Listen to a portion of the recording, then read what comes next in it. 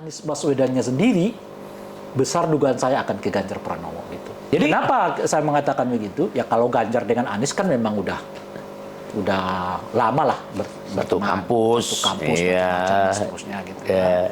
Dan Anies tidak punya perasaan harus mengikatkan dirinya terus dengan pemilih-pemilih utamanya gitu. Ya.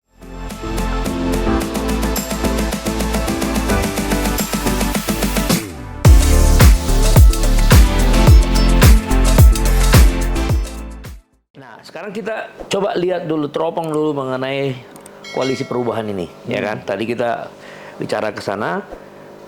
Dulu ada yang mengatakan kalau, Demokrat mengatakan kalau sampai bulan Agustus tidak ada pernyataan dari Presiden yang versi mereka itu mengatakan, menunjuk siapa yang akan jadi wapres.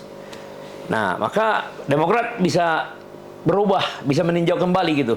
Enggak, kalau saya mengatakannya begitu, Bang. Ya. Bila sampai bulan Juli, Juli kemarin tuh, udah lewat, Anies Baswedan tidak juga mengumumkan siapa wakil presidennya, itu 80% AHY lah sebagai calonnya. Oh itu. Ya, jadi kalau lewat. Agustus, ya udah Agustus, besok September, ya kan tinggal 1,5 bulan lagi lah ke depan sudah harus daftar ke KPU. Ini soal waktu aja menurut saya. Anies mendeklarasikan AHY sebagai calon wakil presidennya. Saya batasi di Juli itu.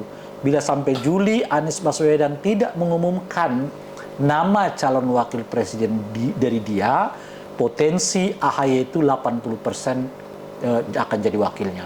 Sebab kalau September baru diumumkan oleh Anies wakil presidennya bukan AHY, ini bubar ini koalisi gitu. Jadi dengan dengan kesimpulan bahwa AHY lah akan menjadi. Sekarang ini ya menurut saya 80% sudah AHY sebagai calon wakil presiden. Walaupun kayaknya Partai Nasdem belum menunjukkan sikap. Ya, tinggal kita lihat nanti kalau misalnya Anies mengumumkan nama AHY, apa reaksi Nasdem gitu. Itu kan sama juga kalau nggak diumumkan Demokrat mungkin akan pindah juga kan. Oh iya, tapi saya kira potensi pindah antara Nasdem dengan Demokrat itu lebih kuat di Demokrat ketimbang di Nasdem. Karena Nasdem kan secara historis dia yang ngusung Anies. Masa dia yang ninggalin duluan kan nggak mungkin juga hanya karena persoalan wapres. Karena orang bisa mengatakan capresnya udah dari Anda, masa wapresnya kami nggak boleh dapat. Kan? Sementara kalau PKS PKS netral aja. Karena kebutuhan PKS itu bukan pada sosok Anies sebagai calon presiden. Kebutuhan dia bukan soal apakah Anies ini menang, apakah siapa, bukan. Selama dia terasosiasi dengan Anies Baswedan sebagai calon presidennya, itu menguntungkannya secara elektoral bagi politik. Jadi yang dikejar oleh PKS itu asosiasi dengan Aniesnya, karena itu akan menahan pemilihnya untuk tetap setia. 7,5%, 7% dan seterusnya itu. Syukur-syukur kemudian nambah, bisa ambil dari Demokrat atau bisa ambil dari pemilih Anies Baswedan sendiri gitu. Artinya nggak mungkin Nasdem untuk menolak HY lagi ya kalau begini ya situasinya. Seperti yang saya sebut tadi, mereka terikat secara moral dan historis kan. Jadi kalau mereka pergi duluan, apa kata dunia? Iya. Tetapi kata Demokrat begini, kalau diumumkan lebih cepat, mereka bisa memanfaatkan waktu yang lebih bagus. Iya itu betul. Itu bukan hanya Demokrat. Nasdem juga udah mengatakan. Itu. Tapi PKS juga udah mengatakan. Itu betul strategi. Apa manfaatnya di lama-lamain sama? Tapi yang unik ini adalah agak beda sekarang. Dua partai yang lain, Nasdem dengan PKS yang sekarang mendorong Anies untuk segera mengumumkannya. Tapi Demokrat relatif udah agak tenang. Apa yang kita bisa baca dari perkembangan ini? Tadi besar kemungkinannya AHY sudah mendapat sinyal dia wakil presiden yang gak usah didesak-desak lagi. Tenang aja gitu kan. Nah, sementara dua partai yang lain ini, kalau itu sih udah benar bahwa saat Anies ini udah agak stagnan di bawah 20%, udah stagnan gitu. Satu-satunya mungkin yang dapat mendorong dia untuk naik lagi siapa wakil presidennya gitu. Nah kalau AHY kan pasti akan lebih ada kemungkinan naik kan harusnya. Ya besar kemungkinan adalah sumbangan suara. Berapa persennya kita tidak tahu. Iya, karena dia masuk dalam rating yang lumayan untuk wapres. Dia adalah masuk lah, suara berapa persennya kita tidak tahu. Iya. Nah, tapi lebih dari itu, menurut saya bukan hanya sekadar menaikkan Anies Baswedan, suaranya Anies Baswedan, tapi untuk memastikan Demokrat ini tetap berada di dalam koalisi ini. So, kalau Demokrat pergi, selesai, bubar semua gitu. Jadi itulah pentingnya bagi Anies. Jadi mungkin Anies itu tidak lagi berpikir dalam konteks mendapatkan wakil presiden yang mendongkrak suaranya jauh lebih tinggi gitu ya. Tapi saat yang bersamaan dia harus memastikan tidak ada satupun partai yang hengkang dari koalisinya. Sebab ada satu partai yang hengkang, selesai. Bubar semua dengan bisa berlayar ya. Nah ini yang sekarang enak di Pak Prabowo. Sebab kalau Cak Imin pergi masih ada Golkar sama PAN. Oh iya, iya. Kalau Cak Imin nggak pergi, apa namanya, tenang dia. Kalau dulu kan Prabowo agak terkunci kan. Khawatir dia.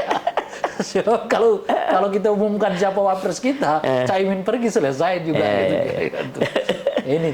Tapi mungkin gini juga ya Bang. Kenapa kalaupun betul misalnya ya Pak Jokowi berada di balik suara Golkar dan PAN yang ke Prabowo itu, besar dugaan saya justru untuk membuat dua pasangan ini jangan ada sampai gugur. Oh iya, gitu. Tentu. Jadi baik Pak Prabowo dan Ganjar. Iya, iya. Sebab itu tadi, kalau Cak Imin pergi, gugur ini Pak Prabowo. Dulunya. Iya, gitu maksudnya. Iya. Nah, oleh karena itu harus ditopang lagi dengan suara yang lain. Dengan dua ini ya. Dengan dua gitu. Sehingga dengan begitu ini aman secara administratif. Ya, ini juga aman secara administratif. Tinggal nanti di pasar pemilu seperti apa. Ya. Karena dua tokoh ini penting dijaga oleh Pak Jokowi untuk menurunkan elektabilitas Anies Baswedan atau menahan suara Anies Baswedan. Ya. Karena kalau kita lihat polanya sekarang, begitu Pak Prabowo, saya udah mengatakan ini dari dulu, kenapa Pak Prabowo kenapa Anies itu tinggi karena Pak Prabowo belum kerja, saya bilang. Ya kan? Tapi setelah Lebaran, Pak Prabowo mulai Lebaran Idul Fitri, Pak Prabowo mulai kerja, ngunjungin banyak pesantren macam-macam, naik suara, Anies turun. Turun ya, betul. Gitu. Nah, oleh karena itu Pak Prabowo tetap penting hadir di dalam kompetisi ini untuk menahan suara Anies Baswedan. Kalau tidak, Prabowo kehilangan ini nanti gitu ya, kehilangan perahu gitu ya, persoalan administrasi head to head antara Ganjar dengan Anies Baswedan, ini berat bagi Ganjar gitu. Karena potensi suaranya Pak Prabowo itu pindah ke Anies Baswedan. Nah, oleh karena itu mungkin nanti kalau Cak Imin pindah tiba-tiba ke Golkar gitu loh, ke PDI Perjuangan, Pak Prabowo nggak dapat administrasi, boleh jadi kemudian itu didorong PAN dan Golkar masuk ke sana supaya secara administratif dua-duanya sudah bisa masuk aman.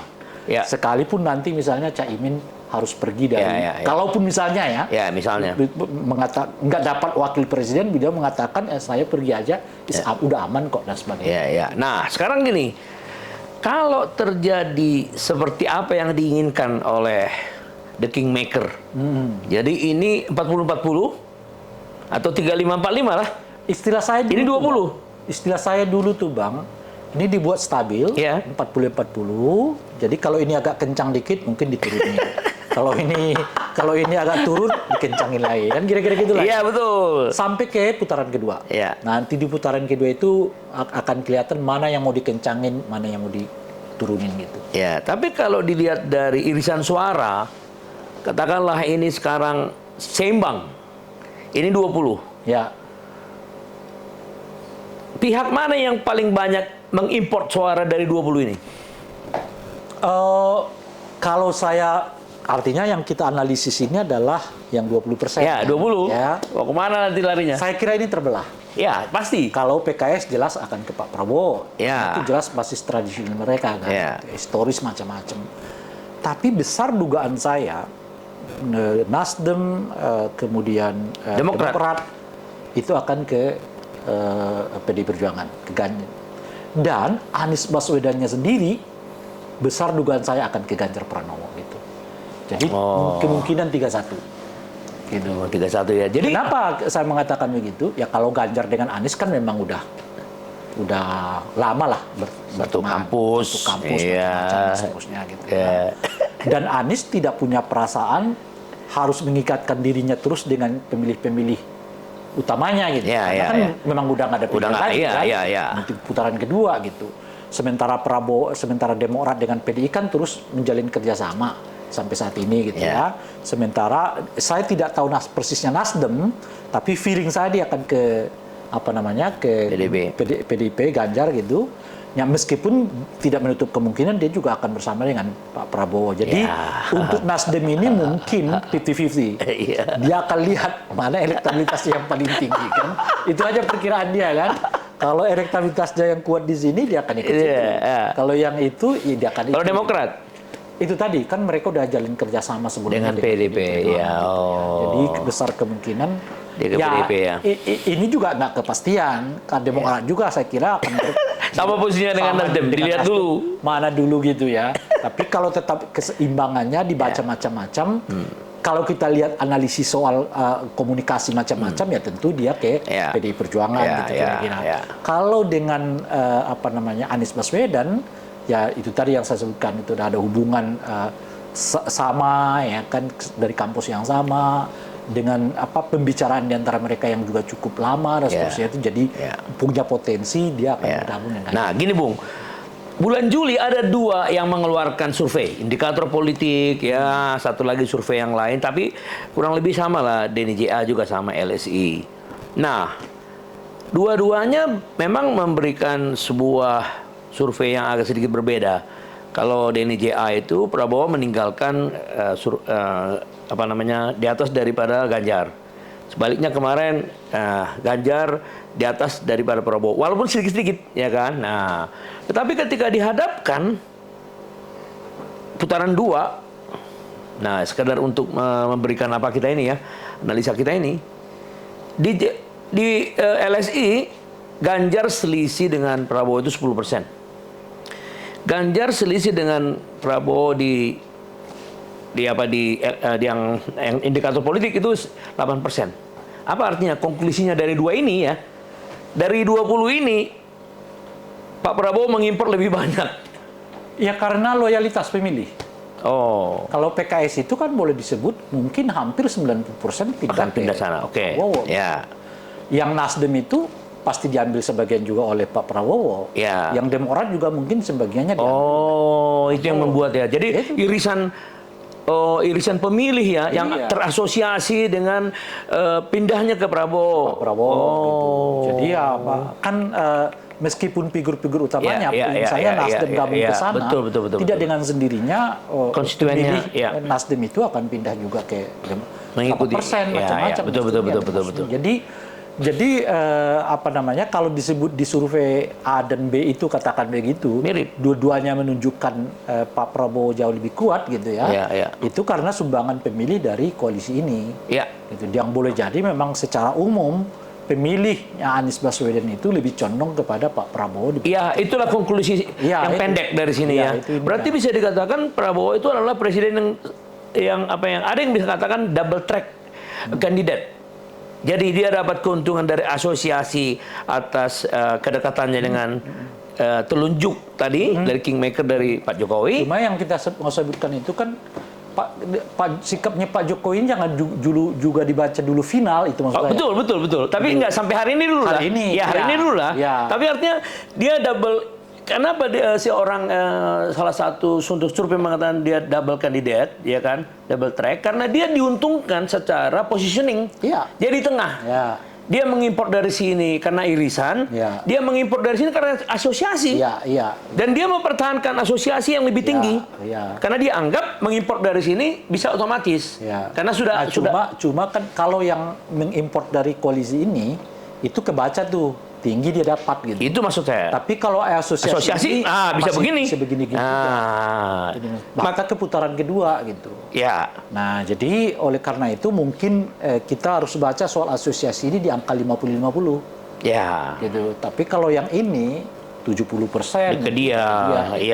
Dan kalau yang asosiasi itu mungkin 50-50 tergantung nanti itu kecenderungannya Pak Jokowi juga, dan saya kira Pak Jokowi itu seringkali saya mengatakan masih begini-begini gitu. Nah, tapi ada yang menarik, gitu. ada salah satu orang Sekjen GBNI ya, dia bilang begini, apa alasan mengapa Pak Jokowi itu ya rela mengatakan ini adalah the next presiden, kemudian ya kalau dia nyetir enak, nyaman, ya kan? Jadi artinya diekspresikan sebuah hubungan yang istimewa dengan Pak Prabowo. Saya tanya begini, apa? Oh dulu kan Pak Jokowi nggak lupa dia waktu dia datang dari Solo sebagai wali kota menjadi gubernur, endorsement dari Pak Prabowo itu sangat baik sama dia.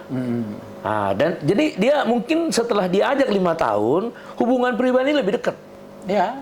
Jadi ada semacam kesan bahwa Prabowo itu, Pak Jokowi itu nggak bisa melupakan itu. Iya, itu betul. Gimana ya, betul ya? Makanya di tingkat apa namanya itu yang kita lihat sekarang ini Pak Jokowi seperti membelah dirinya kan, setengah ke sana, setengah ke sini gitu. 60 ke sini kayaknya. Iya, boleh jadi sekarang ini. Tapi nanti 50 lagi. Kita nggak tahu gitu. Aduh, luar biasa. Nah, jadi berapa persentasinya ya mungkin sekarang 60 ke sini kan gitu ya. Tapi secara manusiawi, Mbak, barangkali kan. Dan itu mungkin salah satunya. Iya, karena apa? Karena pada saat yang sama dulu Pak Prabowo pernah besarin saya juga dong. Ya. Nah, sekarang waktunya mau semacam balas jasa, mungkin itu balas ya. budi gitu ya. Karena pada saat yang bersamaan seperti yang Bung ceritakan tadi, ketegangan antara Pak Jokowi dengan Ibu Mega, ya kan? Belakangan ini itu kan memang menunjukkan sesuatu jarak kan? Ya. Yang mana oleh bawahan-bawahannya ini Ya. dipanasi juga. Kayak tadi itu, oh iya waktu dia bilang food estate itu gagal. Emang nggak segampang itu gitu. Nah maksud saya itu loh Pak. Jadi kalau kita bandingkan dua perasaan ini, nah inilah. Dia nggak memanfaatkan asosiasi yang sudah diberikan oleh Pak Jokowi. Lalu ada lagi ketegangan di kompori gitu. Aduh. Meskipun kemudian di apa namanya itu ditenangkan lah ya. Iya, ditenangkan oleh moderasi, Puan dan sebagainya gitu. Iya. Ya, tapi tidak menutup apa yang kita bicarakan tadi itu bahwa ada ketegangan antara Ibu Mega dengan Pak Jokowi, Ganjar dengan Pak Jokowi dan seterusnya itu gitu. Nah, itu menjadi faktor pemberat untuk tidak mendapatkan keuntungan di pihak Ganjar. Saya kira Ganjar ini bisa kalah karena 3 faktor. Pertama adalah soliditas partai pendukung nggak terlalu kuat, gitu. Karena ada retak juga di dalamnya. Ya macam-macam, gitu ya. Satu. Nah yang kedua adalah soal tidak terkoneksinya atau tidak terasosiasinya yang kuat dengan Pak Jokowi. Gitu. Karena kurang dimanfaatkan. Karena mereka kurang maksimal melakukan pemanfaatan, gitu. Ya. Dan yang ketiga, blunder-blunder yang dilakukan oleh dirinya sendiri. Dari 3 capres ini, hitungan saya, Ganjar adalah calon presiden yang sejauh ini paling banyak blundernya. Gitu. Bandingkan tokoh-tokoh yang lain. Anies mungkin 1-2 kali ya. Nah, misalnya waktu Anies sholat di salah satu masjid di Surabaya, pamflet ininya bertebaran di mana-mana sehingga pernah mendapat atensi dari Bawaslu gitu. Kemudian soal jet pribadi yang sampai sekarang kita nggak tahu dari mana. Ini macam-macam gitu. Pak Prabowo sejauh ini cuma soal Ukraina mungkin yang sedikit agak blunder gitu.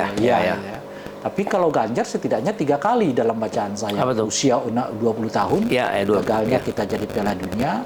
Kedua, telepon beliau yang berada di telepon PJ Gubernur DKI Jakarta. Yang ketiga ada semacam sosialisasi capres di salah satu masjid juga di Banten yang juga mendapat atensi yang cukup banyak dari Bawaslu ya. Gitu. Dari Bawaslu dan juga dari masyarakat gitu. Nah, jadi kalau dilihat dari itu sebetulnya salah satu hal yang dapat menurunkan elektabilitas Ganjar itu adalah kemungkinan blunder-blunder yang dilakukannya sendiri. Dan sejauh rekaman saya, Ganjar adalah orang yang paling banyak melakukan blunder 3 kali setidaknya, Anies 2 kali, sementara Pak Prabowo baru sekali. Nah sekarang gini, mereka ini kan sibuk semua ini ya, dan Anda bilang tadi, ya ini kan masih dinamis ke kiri kanan, dari Kingmaker aja masih dari kiri kanan. Di antara ini pun masih ada kemungkinan dipindah ke sini, ya ke soal koalisi. Nah, sementara yang ditunggu rakyat sebenarnya ya, apa sih sebenarnya isi pikiran mereka ini yang membedakan dia dengan Pak Presiden Jokowi yang akan ini selesai gitu? Apa itu? Ya kalau Mereka termakan kesempatan ini kan? kalau membedakan kayaknya nggak akan ada yang berani deh dua capres ini. Oh, jadi diam aja dulu. Bukan. Sebab tingkat kepuasan Pak Jokowi yang 80% itu. Ya, Nggak mungkin dong kita mengatakan Pak Jokowi ada kurangnya di sini. Gitu. Betul, tapi paling tidak kan gini loh. Untuk melakukan positioning lebih bagus sehingga dia lebih mudah mempengaruhi hati rakyat, kan dengan waktu yang bahasanya itu menurut saya bukan beda saya dengan Pak Jokowi, bukan begitu. betul. Tapi setuju. bahasa yang mereka pakai itu Ya. adalah kami akan melanjutkan apa yang menjadi cita-cita Pak Jokowi yang belum terlaksana. Nah, itu maksud saya. Itu diksi yang mereka akan pakai. Ya, soal mana aja saya nggak tahu, Bang. Nah, bukan maksud saya. Ini kan udah dekat ini. Maksud Iya, saya. nggak tahu. Itulah harusnya mereka udah memikirkan apa keuntungan masyarakat. Kalau saya ditanya yang dirasa sangat apa namanya itu ya menurunkan citra Pak Jokowi di mata sebagian dari masyarakat kita adalah soal lunturnya demokrasi gitu kan. Kebebasan berpendapat yang dianggap berkurang gitu ya. Kedua apa namanya itu ya katakanlah misalnya undang-undang Omnibus Law juga yang banyak dibicarakan oleh orang gitu ya. Yang ketiga soal yang keempat adalah soal profesionalisme TNI dan Polri gitu ya. Nah, Polri ini kan mulai lebih banyak lagi masuk ke politik kan sekarang ini gitu ya. Sampai kemudian kasus terakhir itu adalah soal apa namanya itu ada anggota TNI yang rame-rame datang ke KPK dan sebagainya gitu ya. Nah, termasuk di dalamnya tentu saja reformasi institusi kejaksaan gitu ya. Nah, yang terakhir menurut saya adalah soal ya sikap Pak Jokowi sendiri terhadap kasus apa namanya itu penindakan korupsi gitu. Nah, saya kira ini sisi-sisi yang lumayan mendapat atensi negatif dari publik ya. Ya, kalau soal kinerja, soal kepuasan dalam konteks pembangunan ya itu 80%. Tapi kalau soal penegakan hukum, keadilan, demokratisasi, kebebasan berpendapat, ya kan, proporsionalisme TNI, Polri dan Kejaksaan, ya, penindakan hukum terhadap mereka yang korupsi, ya itu yang jadi saya kira yang perlu diperjelas lagi posisinya oleh capres-capres yang akan melanjutkan apa yang dirintis oleh Pak Jokowi itu. Ya, tapi kan gini, karena capres-capres ini pun terpengaruh dengan tingkat kepuasan dari masyarakat, mereka sangat hati-hati. Itu dia, makanya karena beginilah, Presiden sendiri juga kalau itu dianggap penting seperti yang Anda jabarkan tadi soal demokrasi dan lain-lain, kalau dianggap signifikan mempengaruhi, pasti dia akan kerjakan.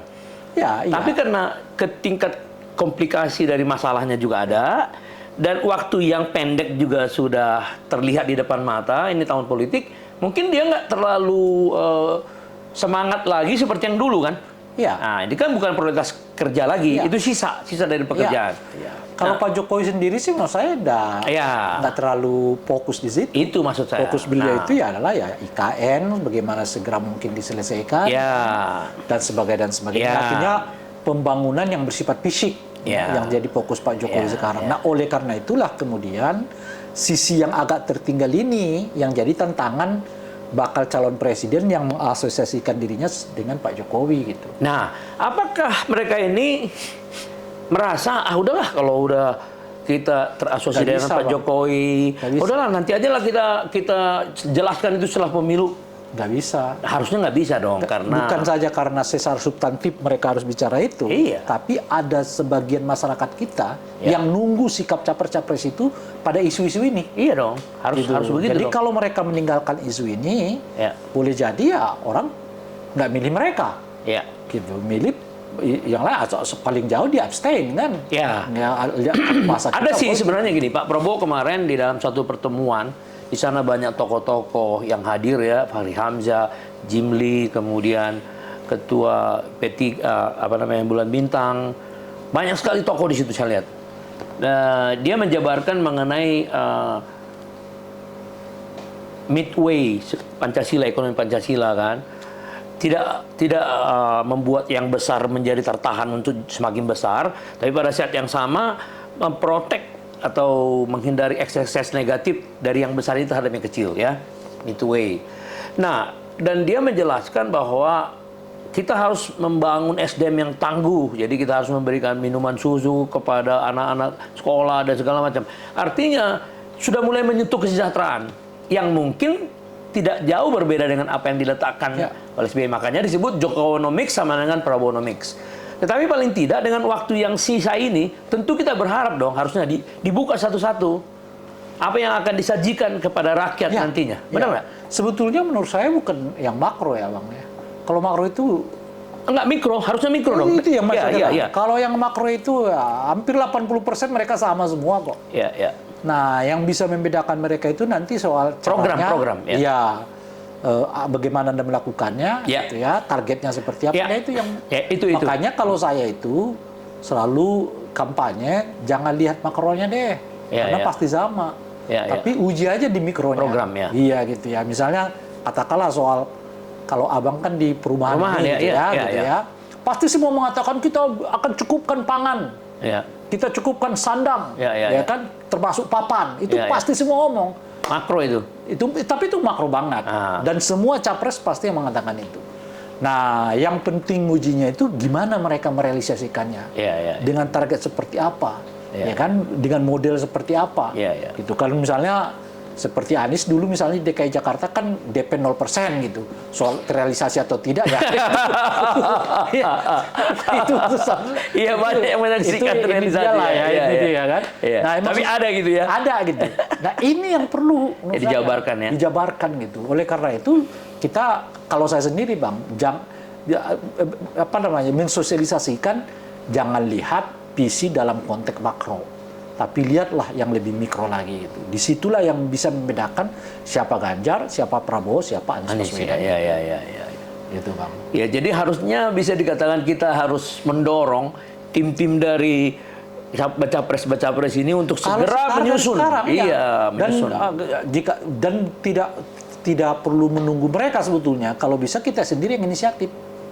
Maksudnya gimana? Coba. Ya kita ajak mereka dialog. Apa sih pandangan Anda tentang ini. Kan kemarin sudah bagus, misalnya Adeksi melakukannya kan. Dia mengundang 3 capres itu berbicara tentang hubungan pusat dan daerah, pembagian keuangan pusat dan daerah, yang macam-macam dan seterusnya. Saya kira itu satu upaya, pertemuan yang cukup bagus, sangat mencerahkan gitu. Dan setelah itu kan ada asosiasi kepala desa yang juga mengundang mereka bertiga dan oleh karena mana tahu nanti asosiasi properti misalnya pengembang dan seterusnya ngundang soal bicara tentang pengadaan rumah bagaimana modelnya. Jadi jangan nunggu mereka juga Bang, karena kalau mereka itu ditunggu ya formalnya mereka nanti kan setelah Oktober ya mendaftar gitu baru akan keluar gitu, itu formalnya gitu. Dan kedua adalah kalau masyarakatnya kelihatan nggak butuh, ya mereka juga nggak akan gembar-gembor gitu loh. Karena kalau bisa nggak mengungkapkan visi misi, ya mereka nggak usah mengungkapin visi misi gitu loh kira-kira. Yang penting jadi presiden. Jadi presiden gitu. Iya, luar biasa. Nah, saya kira waktu kita udah cukup. Siap, ya. Anda akan pergi lagi nanti dipanggil beberapa TV yang tiap hari saya lihat ya. Jadi saya tidak mau mengganggu lebih banyak ya. Nanti kita undang lagi tentunya ya. Terima kasih ya. Terima kasih.